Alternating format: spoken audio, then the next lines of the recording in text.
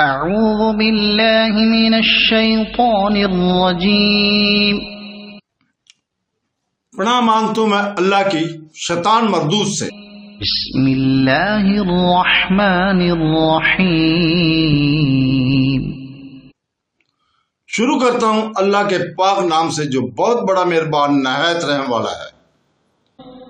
وَظَلَّلْنَا عَلَيْكُمُ الْغَمَامَ وَأَنزَلْنَا عَلَيْكُمُ الْمَنَّ وَالسَّلْوَىٰ كُلُوا مِن طَيِّبَاتِ مَا رَزَقْنَاكُمْ وَمَا ظَلَمُونَا وَلَٰكِن كَانُوا أَنفُسَهُمْ يَظْلِمُونَ۔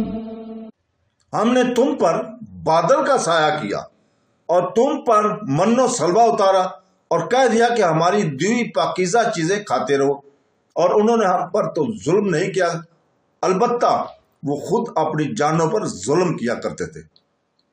اوپر بیان ہوا تھا کہ فلاں بلائیں ہم نے تم پر سے دفع کر دی، اب بیان ہو رہا ہے کہ فلاں فلاں نعمتیں بھی ہم نے تمہیں عطا فرمائیں۔ امامہ کی جمع ہے چونکہ یہ آسمان کو چھپا لیتا ہے، اس لیے اسے غمامہ کہتے ہیں۔ یہ ایک سفید رنگ کا بادل تھا جو وادی طے میں ان کے سروں پر سایہ کیا رہتا تھا، جیسے نسائی وغیرہ میں ابن عباس رضی اللہ تعالیٰ سے ایک لمبی حدیث میں مروی ہے کہ ابن ابی حاتم رحمۃ اللہ کہتے ہیں کہ ابن عمر رضی اللہ تعالیٰ، ربی بن انس رحمۃ اللہ علیہ، ابو مجل رحمۃ اللہ علیہ، زہاق رحمۃ اللہ اور سعدی رحمۃ اللہ علیہ نے بھی یہی کہا ہے۔ حسن رحمۃ اللہ علیہ اور قتادہ نے بھی اس کی تائید کی ہے۔ بعض لوگ کہتے ہیں کہ یہ بادل معمول کی بادلوں سے زیادہ ٹھنڈک والا اور زیادہ عمدہ تھا۔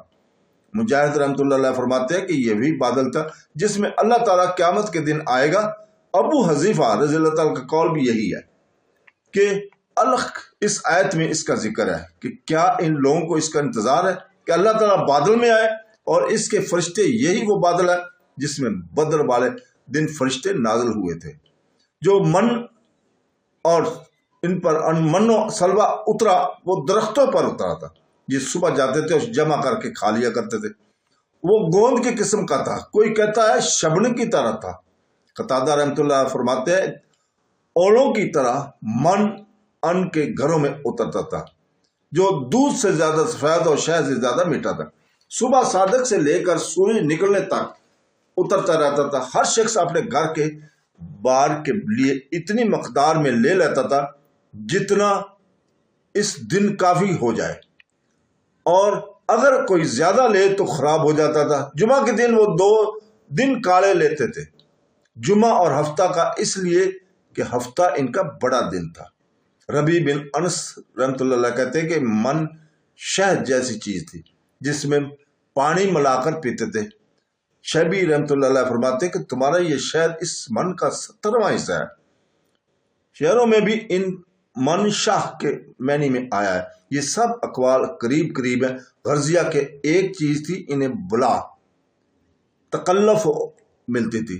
اگر صرف اسے کھایا جائے تو وہ کھانے کی چیز تھی، اور اگر پانی میں ملا لی جائے تو پینے کی چیز تھی، اور اگر دوسری چیزوں کے ساتھ مرکب کر دیا جائے تو وہ چیز ہو جاتی تھی۔ لیکن یہاں من سے مراد یہی منش مشہور نہیں۔ صحیح بخاری کی حدیث میں ہے کہ رسول پاک صلی اللہ علیہ وسلم فرماتے ہیں کہ من میں سے ہے، اور اس کا پانی آنکھوں کے لیے، آنکھ کی شفا کے لیے ہے۔ ترمذی اسے حسن سے کہتے ہیں۔ ترمذی میں سے ہے کہ اجوا جو مدینہ کے کھجوروں کی ایک قسم ہے، وہ جنتی چیز ہے اور اس میں زہر کا تریاق ہے۔ اور کھنبی مردودیہ کی حدیث میں ہے کہ صحابہ رضی اللہ تعالیٰ نے اس درخت کے بارے میں اختلاف کیا جو زمین کے اوپر ہوتا ہے، جس کی جڑیں مضبوط نہیں ہوتی۔ بعض کہنے لگے کہ کمبی کا درخت ہے، آپ نے فرمایا کمبی تو من میں سے ہے اور اس کا پانی آنکھ کے لیے شفا ہے۔ سلوا ایک قسم کا پرندہ ہے، چڑیا سے کچھ بڑا ہوتا ہے، سرخی میل رنگ کا۔ جنوبی ہوائیں چلتی تھی اور ان پر پرندوں کو وہاں لا کر جمع کر دیتے ہیں۔ بنی اسرائیل اپنی ضرورت کے مطابق انہیں پکڑ لیتے تھے اور ذبح کر کے کھاتے تھے، اور اگر دوسرے دن کے لیے رکھتے تو خراب ہو جاتے تھے، اور جمعہ کا دن 2 دن کے لیے جمع کر لیتے تھے۔ کیونکہ ہفتہ کا دن ان کے لیے عید کا دن تھا۔ اس دن عبادت میں مشغول رہنے اور شکار وغیرہ سے بچنے کا حکم تھا۔ بعض لوگوں نے کہا ہے کہ یہ پرند کبوتر کے برابر ہوتے ہیں۔ 1 میل کی لمبائی چوڑائی میں ایک نیزے کے برابر اونچا ڈھیر ان پرندوں کا ہو جاتا تھا۔ یہ دونوں چیزیں ان پر وادی طے میں اترتی تھی، جہاں انہوں نے اپنے پیغمبر اسلام سے کہا تھا کہ اس جنگل میں ہمارے کھانے کا بندوبست کیسے ہوگا۔ تب ان پر من و سلوہ اتارا گیا تھا۔ اور جب حضرت موسیٰ علیہ السلام سے پانی کے لیے درخواست کی گئی تو پروردگار عالم نے فرمایا کہ اس پتھر پر اپنی لکڑی مارو۔ لکڑی لگتے ہی اس سے 12 چشمے جاری ہو گئے تھے، اور بنی اسرائیل کے 12 ہی قبیلے تھے۔ ہر قبیلے نے ایک ایک چشمہ اپنے لیے بانٹ لیا۔ پھر سایہ کے طالب ہوئے کہ اس چٹیل میدان میں سائے کے بغیر گزر مشکل ہے، تو اللہ تعالیٰ نے طور پہاڑ کا ان پر سایہ کر دیا۔ رہ گیا لباس، وہ قدرت الہی سے جو لباس وہ پہنے ہوئے تھے وہ ان کے قد کے بڑھنے کے ساتھ بڑھتا رہتا تھا۔ 1 سال کے بچہ کا لباس جوں اس کا قد و قامت بڑھتا جاتا، نہ وہ پھٹتا تھا، نہ خرابی پڑتی، نہ میلا ہوتا تھا۔ ان تمام نعمتوں کا ذکر مختلف جگہ قرآن پاک میں موجود ہے، جیسے یہ آیت ہے۔ اور حضلی رحمۃ اللہ علیہ کہتے ہیں کہ سلوہ شہد کو کہتے ہیں، لیکن ان کا یہ قول غلط ہے۔ مورج نے اور جوہری نے بھی یہی کہا ہے، اور اس کی شہادت میں عرب شاعروں کے شعر اور بعض لقبی محاورے بھی پیش کیے گئے ہیں۔ بعض نے کہا کہ ایک دعا کا نام ہے نسائی یا کٹائی کہتے ہیں، سلوہ واحد کا لفظ ہے اور اس کی جمع سلابی آتی ہے۔ اور بعض کہتے ہیں کہ جمع میں اور مفرد میں یہی صیغہ رہتا ہے، یعنی لفظ سلوہ۔ الغرض اللہ تعالیٰ کی 2 نعمتیں تھیں جن کا کھانا ان کے لیے مباح کیا گیا، لیکن ان لوگوں نے اللہ تعالیٰ کی نعمتوں کی ناشکری کی، اور یہی ان کا اپنی جانوں پر ظلم کرنا تھا، باوجود کہ اس سے پہلے بھی بہت ساری اللہ تعالیٰ کی نعمتوں ان پر نازل ہو چکی تھی۔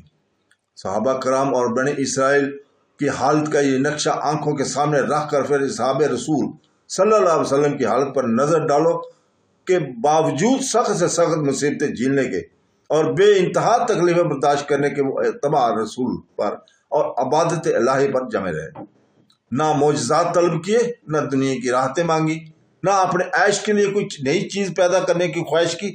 جنگ تبوک میں جب بھوک کے مارے بے تاب ہو گئے اور موت کا مزہ آنے لگا، تب صحابہ کرام نے آپ صلی اللہ علیہ وسلم سے کہا، یا رسول اللہ، اس کھانے میں برکت کی دعا کیجیے، اور جس کے پاس جو کچھ بچا کھچا تھا جمع کر کے حاضر کر دیا، جو سب مل کر بھی نہ ہونے کے برابر ہی تھا۔